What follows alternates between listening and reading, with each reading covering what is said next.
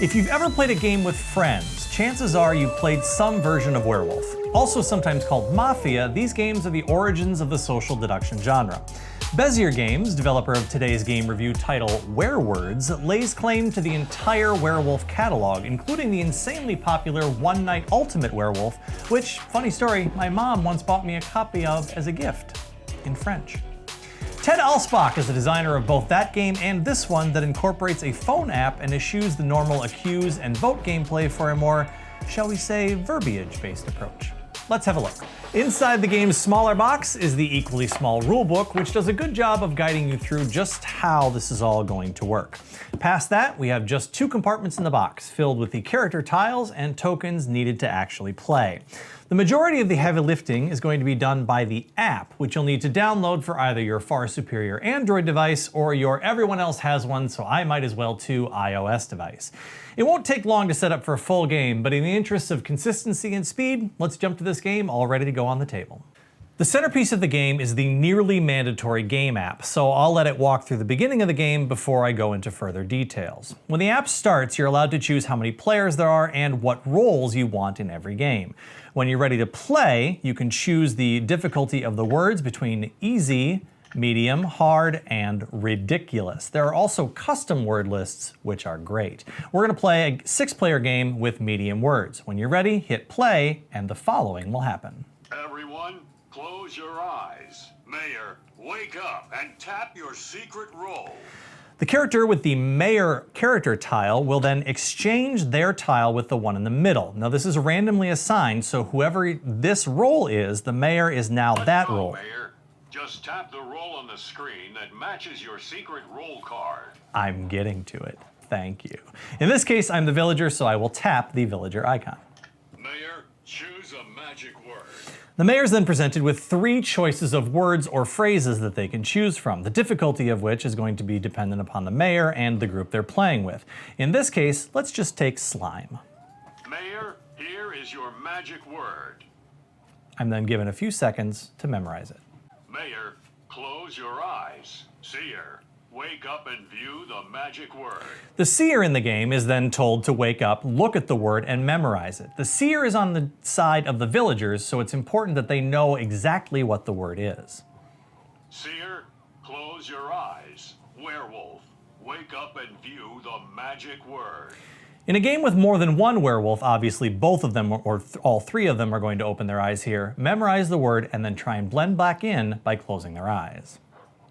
Werewolf, close your eyes. Everyone, wake up. You now have 5 minutes to figure out the magic word. So now, our 6 players have 5 minutes to try and guess the word or phrase. They do this by asking the mayor yes or no questions. Instead of replying verbally, the mayor tosses out tokens to the asking players, which are kept to give the table an idea of who's on the right track. There's also a very helpful way off token, which can be used by the mayor once to turn their constituents around when they're off in the weeds.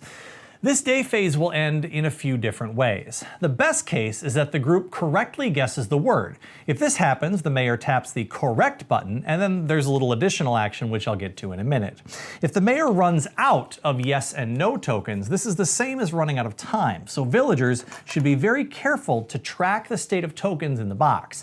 In these cases, the magic word cannot be spoken to rid the town of the curse, so instead pitchforks must be raised and we all rally around Gaston to kill the beast. The app spins up a 1-minute timer, and when that's done, everyone has to vote for who they think the werewolf is. Whoever receives the most votes, multiple people, if there's a tie, reveal their roles. If at least one of them is a werewolf, the villagers win. If none of them are, the werewolf wins. Correctly guessing the word gives the werewolves a chance to find the seer. If that role wasn't careful during the daytime and the werewolf is able to correctly identify, or yes, even blindly guess the seer, the group loses and the werewolf wins. Failing to do so, the village holds on to their win and you can start a new game.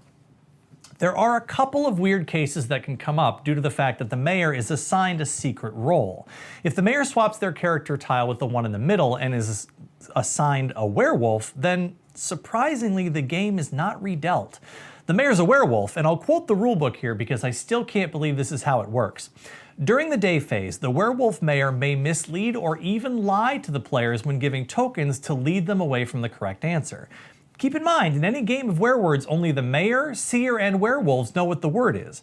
In a werewolf-mayor situation, only the seer knows the word, so they're going to be the only one who knows what's going on as the village is asking questions and the mayor is just outright lying. Now, this isn't game-breaking because remember, if the group doesn't guess the word, the first thing that happens is that the table gets 1 minute to guess the werewolf. The word's revealed to everyone, and they can pretty easily determine that the mayor was lying the whole time. The point isn't that it's not planned for in the game structure. My point is that it's not fun. The whole brilliance of the Werewolf series is that you have two groups pitted against each other and there's room for both teams to find out about the other one. In the Mayor Werewolf case, you're likely not going to figure out the words, so you're just floundering for 5 minutes as the mayor toys with you. The counter strategy to this is obviously for the mayor to play it straight, opting instead to try and find out who the seer is and win that way. There's fun to be had for the mayor in trying to walk that tightrope, but the villagers don't know what's going on.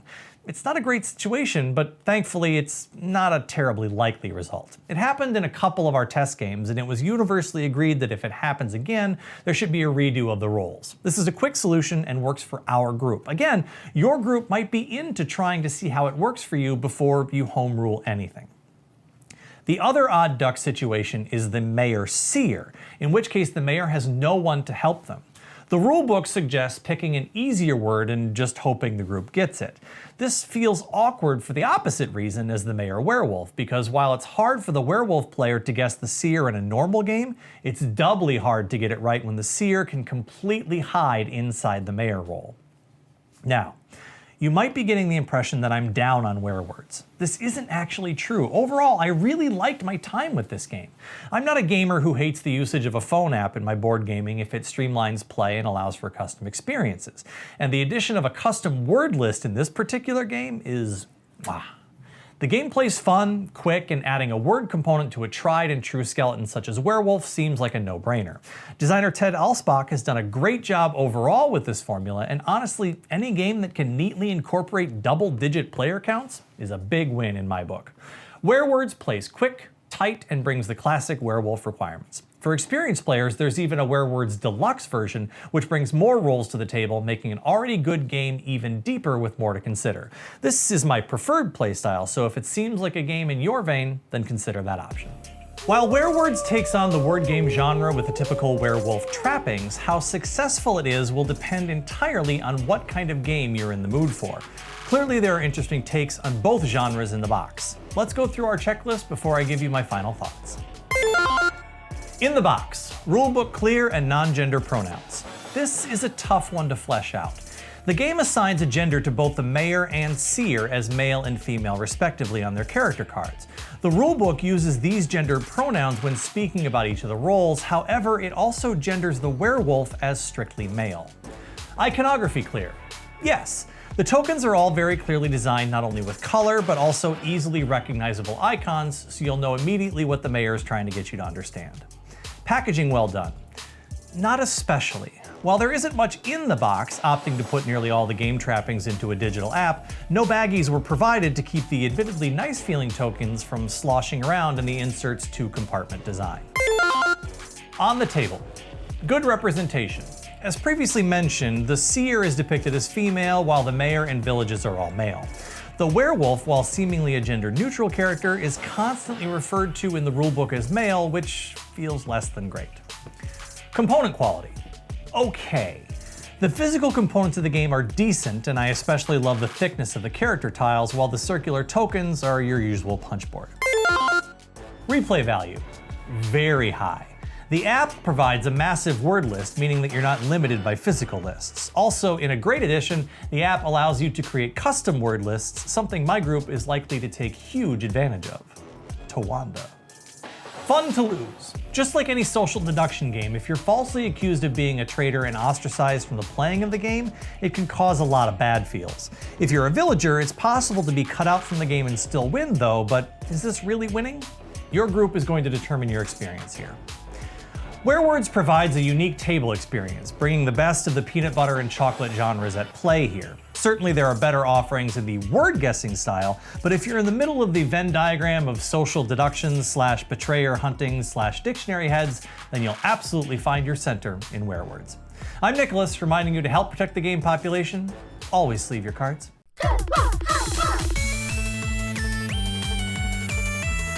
Hey everyone, if you enjoyed that video, please hit that sub button and check out all of our other offerings at goodluckhighfive.com. And please consider becoming a patron of the channel at patreon.com/GLHFmagic and help us keep making reviews, videos, and podcasts for as little as $5 a month. We're also always looking for new games to review, so if you make games or you know a company who does and wants to have their game reviewed on Good Luck High Five, please reach out to us at glhf@goodluckhighfive.com and we'd be happy to take a look. You can follow me, Captain N the Game Master, on Twitter and Instagram at CaptainNGM, and follow the channel at GLHF Magic. Remember, please shop at your local game store whenever possible. Until next time, I'm Nicholas, and good luck, high five.